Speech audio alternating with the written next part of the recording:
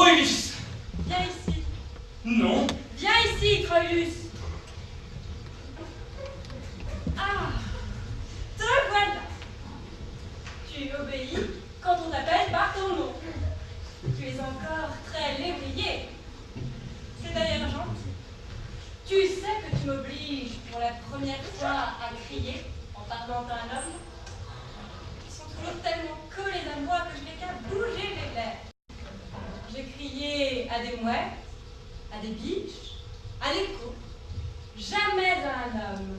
Tu me paieras cela.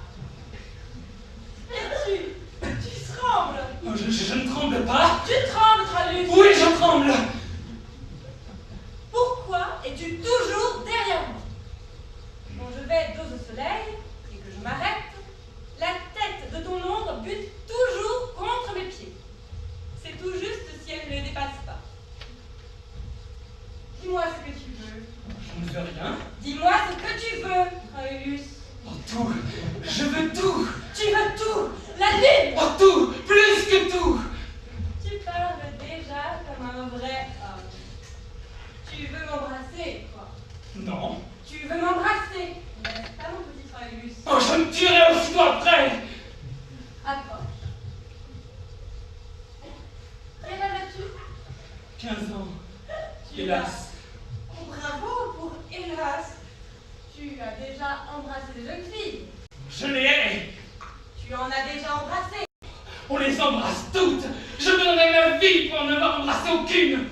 Tu me sembles disposer d'un nombre considérable d'existences. Pourquoi n'as-tu pas dit franchement, Hélène, je veux vous embrasser? Je ne vois aucun mal à ce que tu m'embrasses. Embrasse-moi. Jamais. À la fin du jour, quand je m'assieds au créneau pour voir le couchant sur les îles, tu serais arrivé, doucement. Tu aurais tourné ma tête vers toi avec tes mains. De dorée, elle serait devenue sombre. Tu l'aurais moins bien vue, évidemment. Et tu m'aurais embrassée. J'aurais été très contente. Tiens, me serais-je dit, le petit Troilus m'embrasse. Embrasse-moi. Jamais. Tu me haïrais si tu m'avais embrassé. Ah, les hommes ont bien de la chance d'arriver à dire ce qu'ils veulent dire. Toi, tu le dis assez bien. Méfie-toi, Hélène. Troilus est un dangereux personnage. Au contraire, il veut m'embrasser. Troilus, tu sais que si tu embrasses Hélène, je te tue. Cela lui est égal de mourir, même plusieurs fois. Qu'est-ce qu'il a? Il prend son élan. Il est trop gentil. Embrasse Hélène, Troilus, je te le permets. Si tu y décides, tu es plus malin que moi. Écoute, Troilus. Voici le vénérable qui arrive pour fermer les portes de la guerre. Embrasse Hélène devant eux. Tu seras célèbre. Tu veux être célèbre plus tard dans la vie? Non. Inconnu. Tu ne veux pas devenir célèbre? Tu ne veux pas être riche? Puissant? Non. Pauvre. Laid. Laisse-moi finir. Pour avoir toutes les femmes? Je n'en veux aucune. Aucune. Voilà nos sénateurs. Tu as à choisir. Ou tu embrasseras Hélène devant eux, ou c'est moi. Tu préfères que ça soit moi. Très bien. Regarde.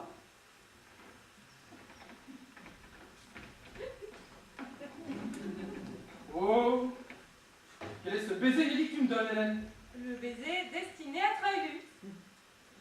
Tu ne sais pas ce que tu perds, mon enfant. Oh, tu t'en vas. Bonsoir. Nous nous embrasserons, Troilus. Je t'en réponds. Troilus! Tu cries bien fort, Hélène.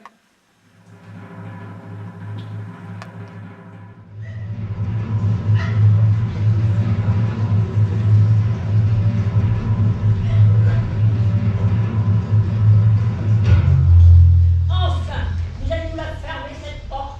Certainement non. Nous pouvons avoir à la rouvrir ce soir même.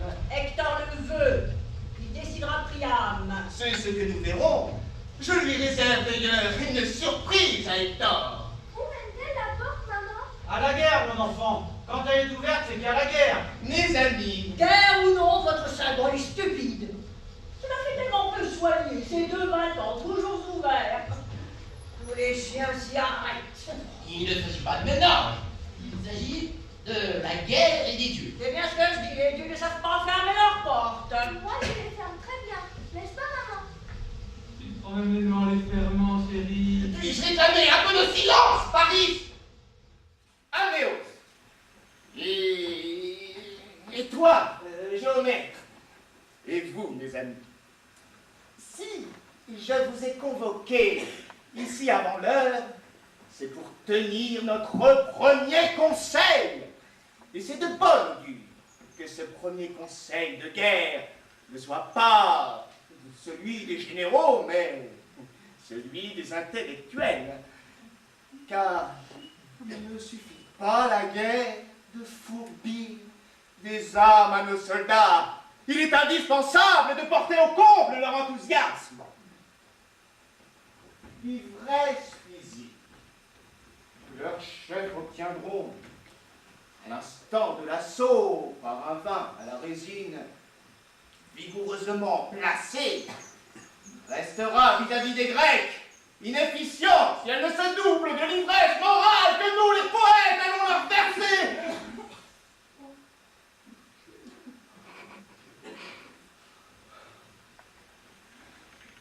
Jusque-là, je nous éloigne du combat.